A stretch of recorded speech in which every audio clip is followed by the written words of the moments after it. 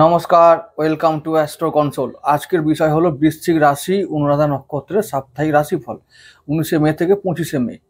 আগের দিনে যখন বৃশ্চিক রাশি সাপ্তাহিক রাশিফল করেছিলাম তখন বলেছিলাম যে এই সপ্তাহটা ভালো মন্দই মিশিয়ে যাবে বৃশ্চিক রাশির জন্য, কিন্তু নক্ষত্র হিসাবে যেহেতু তোমাদের নক্ষত্র অনুরাধা এবং নক্ষত্রের অধিপতি শনি আর শনি বন্ধু রাহু, রাহু তো আজকে রাতেই ঢুকছে কুম্ভতে। তো এবার যেটা হবে, সঞ্চার হচ্ছে। আর তাছাড়া এই দুটো শনি এবং রাহু দুটো গ্রহই মিত্র গ্রহ, তো এই সপ্তাহে নক্ষত্র ভিত্তিক ফলাফল তোমাদের জন্য আশার আলো নিয়ে আসবে। তার মানে ফলাফল ভালো করবে, শুভ ফলের দিকে নিয়ে যাবে। তো এবারে বলবো যে এই সপ্তাহটা তোমাদের মোটামুটি যদি ভালো মন্দ বৃশ্চিক রাশি হিসাবে হয় তাহলে একটু ভালো থাকলো, আর নক্ষত্র হিসাবে আরেকটু ভালো হলো। তার মানে এই দিকটা অনুরাধা নক্ষত্র হিসাবে আমাদের একটু ভালোটাই বেশি হলো। তার মানে সেটা যদি 70% বা 75% হয় তো সেই দিক থেকে মানে বেশি হবে ফলটা ভালোর দিকে। তাহলে এই সপ্তাহটা বলতেই পারি যে সোম থেকে শনিবার যে সপ্তাহটা আসছে সেই সপ্তাহটা ওনাদের জন্য ভালো একটা সপ্তাহ, ইম্পর্টেন্ট একটা সপ্তাহ, এটা ঠিক কথা। অনেক কিছু এদিক ওদিক হবে, অনেক কিছু পরিবর্তন হবে, পরিবর্তন তো হবেই। যে যেমন মানুষ তার জীবনে তেমন পরিবর্তন হবে, পরিবর্তন হবে। কেউ বাড়ি কিনবে, কেউ গাড়ি কিনবে, কেউ তার জন্য তৈরি হবে, কেউ কেরিয়ারে, কারোর পড়াশোনায়, কারোর পারিবারিক জীবনে পরিবর্তন হবেই। এবার সেই পরিবর্তনটা কতটা আর্থিক দিক থেকে লাভদায়ী হবে সেটাই বড় প্রশ্ন। পরিবর্তন আসবে, কেউ কেউ বিবাহিত হবে, তো আবার কারোর পুত্র সন্তান হবে, কারোর কন্যা সন্তান হবে, এরকম কেউ ব্যবসায় লাভ করবে, কেউ ক্ষতিও কারোর হবে। তো এরকম পরিবর্তন আসবে। এখন দেখা যাবে যে সেই পরিবর্তনগুলো আমাদের জন্য কতটা এফেক্টিভ আর্থিক দিক থেকে। অর্থ এলেই আমরা জানবো হ্যাঁ পরিবর্তনটা ভালো হয়েছে, পজিটিভ হয়েছে। এখন অর্থ আসবে কিনা সেটার ব্যাপারে তো আমি আগের বারে ভিডিওতে সব বলেছি, অর্থ আসবেই। রাহু তোমাদের 4th হাউসে অনেক কিছু দেবে, বাড়ি গাড়ি জমি জায়গা সম্পত্তি সমস্ত কিছু দেবে। রাহু সুযোগ নিয়ে আসবে, অবশ্যই নিয়ে আসবে, ডেফিনেটলি, একদম। এখন তোমরা কতটা সেটাকে ব্যবহার করতে পারো, সেই সুযোগকে কতটা কাজে লাগাতে পারো সেটা তোমরা দেখো। তোমাদের সব থেকে যেটা এখন যে গুণটা মানে যে ব্যাপারটা এখন বেশি করে কাল্টিভেট করতে হবে, মনের মধ্যে আনতে হবে যে পজিটিভ অ্যাটিটিউড রাখতে হবে, পজিটিভ চিন্তা করতে হবে। পজিটিভ চিন্তা যত করবে পজিটিভ ঘটনা তত জীবনে ঘটতে থাকবে। এই পজিটিভিটি জীবনে বাড়াতে হবে, মনের মধ্যে বাড়াতে হবে, আত্মবিশ্বাস বাড়াতে হবে।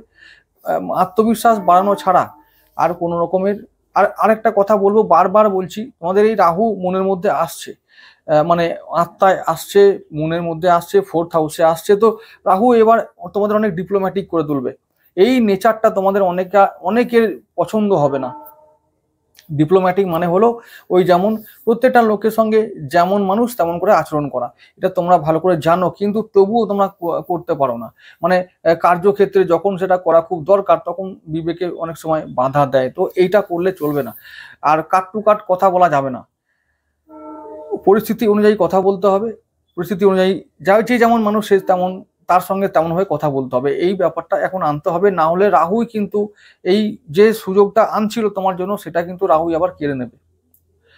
রাহু মানে বাণী ও ব্যবহারকে নিয়ন্ত্রণ করার মতন ক্ষমতা রাখে। রাহু এমন একটা গ্রহ, তাহলে বাণী ও ব্যবহারকে যদি আমরা কন্ট্রোল করতে পারি তাহলে আমরা কন্ট্রোল করতে পারবো, মানে আমাদের ফেভারে আনতে পারবো যে কোনো রেজাল্ট। কিন্তু রাহু যদি কন্ট্রোল করে তো ও আমাদের ক্ষতি করার চেষ্টা করবে, তাই রাহুকে কন্ট্রোল করতে দেওয়া যাবে না। তাই মনের উপরে টোটাল নিয়ন্ত্রণ চাই। তার জন্য যত রকমের আমাদের পদ্ধতি আছে, সেটা ধ্যান হতে পারে, প্রাণায়াম হতে পারে, যোগাসন হতে পারে, আধ্যাত্মিকতা হতে পারে, আধ্যাত্মিক চর্চা হতে পারে, ভজন কীর্তন, যত রকমের যা কিছু আছে আমাদের আত্মাকে আরো বেশি স্ট্রং করার জন্য এবং শুদ্ধ করার জন্য, সেগুলো করতে হবে এখন। আর তবেই আমরা রাহুর এই অশুভ প্রভাব থেকে যা আমাদের আত্মায় কবজা করবে, বারবার বলছি আত্মায় কবজা করবে, কিন্তু এবারে এই ব্যাপারটা থেকে আমাদের লড়াই। মনের মধ্যে, মন রাশি যেহেতু বৃশ্চিক রাশি আমি বিচার করছি, এটা হচ্ছে মনের রাশি থেকে বিচার করছি, তো মন আমাদের এই রকম ফল দেবে কি, যে মনকে কবজা করে নেবে রাহু। মনের ওপরে যদি আমরা রাহু কবজা করে তাহলে কিন্তু আমাদের সবকিছু নিয়ন্ত্রণের বাইরে হয়ে যাবে। তবুও বলছি, হ্যাঁ, নক্ষত্র হিসাবে যেহেতু আমাদের নক্ষত্র অনুরাধা, তাহলে বলবো যে রাহু আবার ফলও ভালো দেবে, কিন্তু সেটা অনেক চ্যালেঞ্জের পরে, অনেক রকম কষ্ট দেওয়ার পরে, সেটা অনেক পরীক্ষা নেওয়ার পরে। তো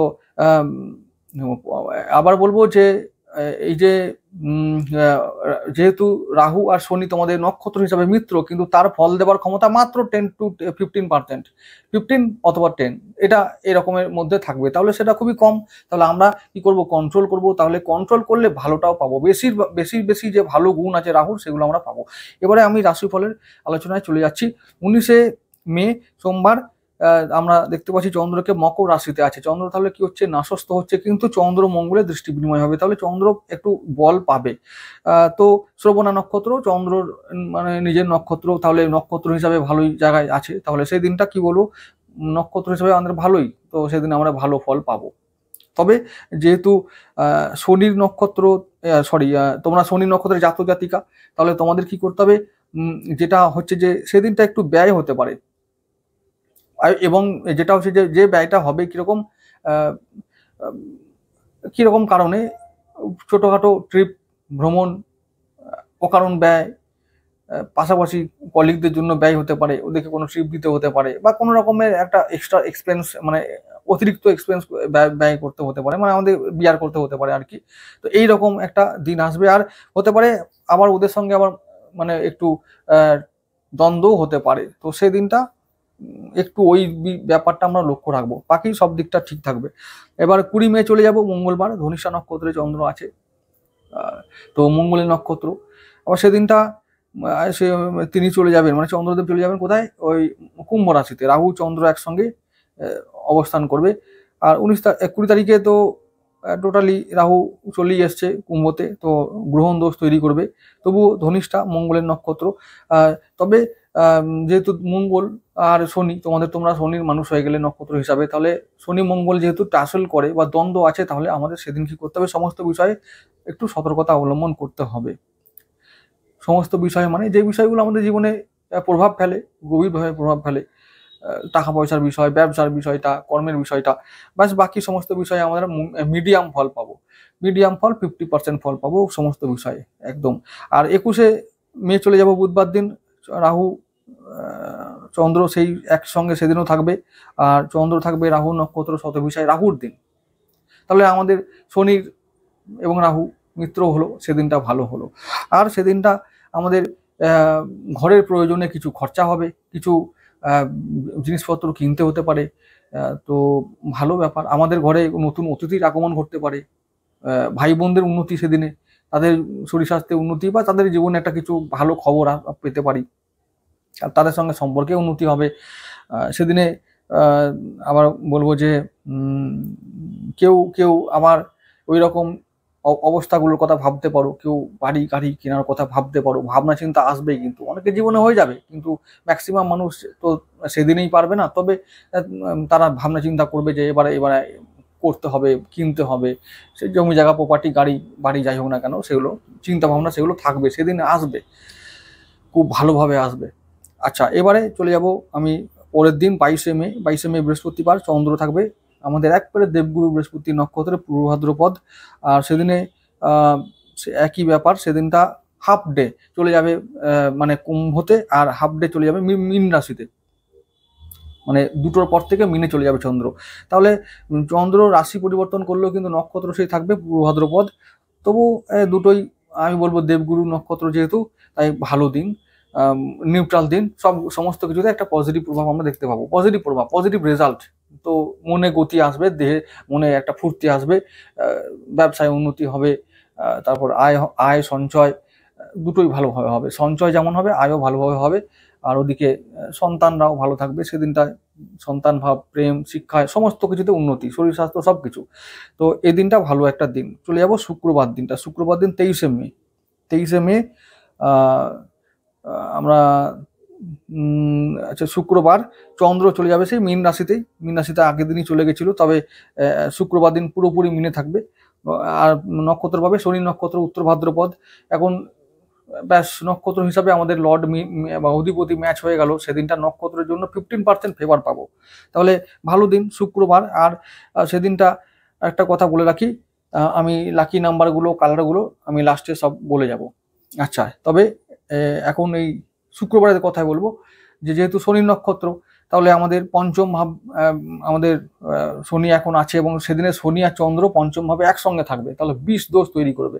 তবুও শনি বেশি ভারী চন্দ্র থেকে, তাহলে শনি আমাদের ফেভার করবে, আর মানে শনি আমাদের এই সঞ্চয় দেবে। তারপরে যে কাজগুলো আমরা করতে থাকবো সেগুলোতে সফলতা পাবো, ডেলি রুটিন আমরা মেনটেন করতে পারবো, শরীর স্বাস্থ্যের দিকে উন্নতি করতে পারবো, আয় হবে ভালো, সঞ্চয় ভালো হবে, ব্যবসায় উন্নতি। তাহলে শুক্রবার দিনটাও খুব ভালো দিন আমরা পাবো। তো সন্তান, তারও শরীর ভালো থাকবে। তবে সন্তানের ক্ষেত্রে বলবো যে সেই দিনটা যেহেতু 20 দোষ ঘটাবে, তার দিকে একটু নজর রাখা দরকার আছে। শরীরটা একটু খারাপ হতে পারে। শরীর স্বাস্থ্য মানে খুব বেশি ভয় পাওয়ার কিছু নেই। ওই ঠান্ডা লাগা হতে পারে বা সামান্য জ্বর জ্বালা এইসব হতে পারে, এগুলো সম্ভাবনা থাকবে। আর তার হয়তো পড়াশোনায় মন লাগবে না, সেই দিনটা একটু আপ ডাউন করতে পারে। সেদিনটা শুক্রবার। চলে যাবো পরের দিন 24শে মে, একেবারে শনিবার দিন। চন্দ্র থাকবে বুধের নক্ষত্র রেবতীতে। তাহলে বুধের দিন, বুধ আমাদের মিত্র গ্রহ হচ্ছে, নিউট্রাল একটা গ্রহ। তাহলে বুধ যেহেতু আমাদের সারাদিন কন্ট্রোল করবে, তো অর্থ ভালো পাবো, আয় সঞ্চয় সমস্ত কিছুতে আমাদের বুধের একটা আমাদের পজিটিভ রেজাল্ট আমরা বুধের দ্বারা পাবো। বুধ অষ্টমপতি হলেও আবার একাদশপতিতে লাভ হবে, ব্যবসায় লাভ, সঞ্চয়, আয় হবে।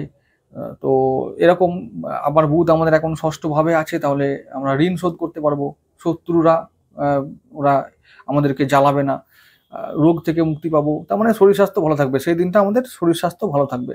তো আমাদের বুদ্ধি আমরা কাজে লাগাতে পারবো। তো সব দিক থেকে আমাদের শনিবার দিনটাও খুব ভালো একটা দিন হবে, তো অনুরাধা নক্ষত্র হিসাবে। এবার চলে যাব 25শে মে, রবিবার দিন। রবিবার দিন চন্দ্র থাকবে মেষ রাশিতে ভরণী নক্ষত্রে। তাহলে ভরণী মানে শুক্রের নক্ষত্র, তাহলে দিনটা কেমন যেতে পারে? ছুটির দিন আর শুক্রের নক্ষত্র, ভালো দিন।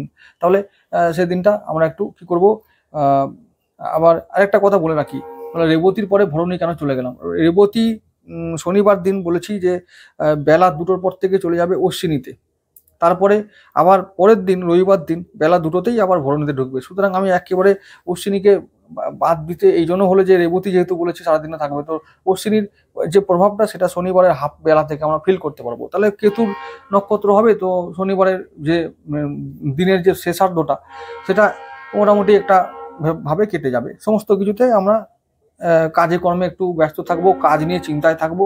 তো এই ব্যাপারটা শনিবারের শেষার্ধে দেখতে পাবো। তারপরে রবিবার দিন কি হবে? রবিবার দিনটা পুরো কাজের প্রেশারগুলোকে অফ করে আমরা মানে যেহেতু শুক্রের নক্ষত্র থাকবে, সেদিনটা ছুটির দিন আরাম আয়েসে দিনটা কাটাতে পারবো, এবং সমস্ত কিছুতে আমরা একটা positive vibration, positive result, positive thinking, confidence আমরা পাবো। সেদিনটা আমরা ভালো ভালো চিন্তা আসবে মাথায়। তো শুক্রের দিন তাহলে আমরা একটু খরচা করতে পারি, ভ্রমণ করতে পারি, সেদিনে ছুটি কাটাতে পারবো, পরিবারের সঙ্গে সময় কাটাতে পারবো। সেদিনটা ভালো দিন, ভালোভাবেই কেটে যাবে, সমস্ত দিক থেকে চিন্তার কিছু নেই। এবারে বলবো লাকি যে কালার।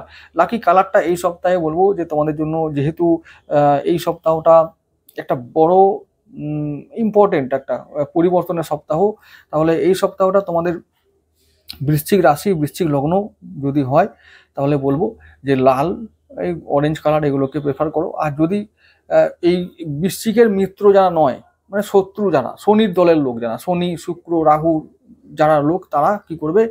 লালটাকে অ্যাভয়েড করবে। তো লাল অ্যাভয়েড করে ওই সবুজ, সাদা, নীল এগুলোকে ব্যবহার করবে। তো এইগুলো নিয়ে থাকবে তোমরা, অবশ্যই পজিটিভ ফল পাবে। নক্ষত্র বলেছি, নক্ষত্র হিসাবে কালারটা অতটা ম্যাচ করবে না, কারণ ওই যে বললাম কালারটা বেশি লগ্নের জন্য বেশি এফেক্টিভ হয়। তো ওই জন্য আমি লগ্নকে ভিত্তি করেই আমি কালারটা বললাম।